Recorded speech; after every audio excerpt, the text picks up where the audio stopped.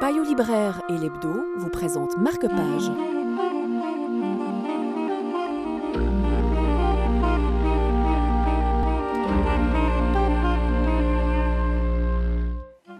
La guerre a des dommages collatéraux dont le moindre n'est pas la disparition des biens culturels. Au cours de la Deuxième Guerre mondiale, on n'a pas attendu la fin des conflits pour créer une drôle d'escouade, les Monument Men, des architectes, des historiens de l'art, des experts, des archivistes qui ont endossé l'uniforme avec plus ou moins de bonne volonté et qui se sont lancés sur la piste des trésors pillés par les nazis en vue de créer leur futur grand musée du Reich. Assistés par une petite bonne femme incroyable, Rose Wallard, une bénévole du musée du jus de paume qui, sous ses airs innocents, espionnait les nazis, ils ont réussi à remporter quelques victoires vraiment impressionnantes. Ce n'est pas ce que vous espériez, avouait l'Interpol à Valland en enfouissant ses mains dans ses poches. Sa remarque frappa Rorimer comme la foudre. Rose Wallard connaissait le numéro des voitures renfermant des objets de valeur.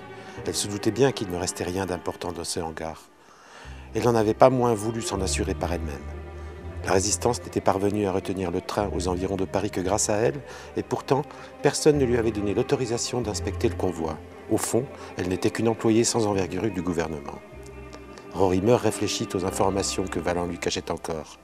Impossible sans elle de prendre la mesure des pillages des nazis.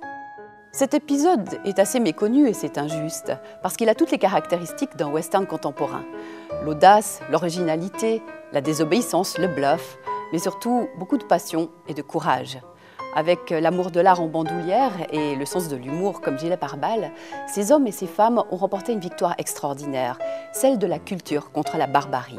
Et l'historien Robert Hatzel, après une longue et minutieuse enquête dans les archives, mais aussi auprès des rares témoins, en rapporte un récit fantastique, animé d'un grand sens du spectacle et qui renvoie le Da Vinci Code aux oubliettes. Payot Libraire et l'Hebdo vous ont présenté Marque-Page.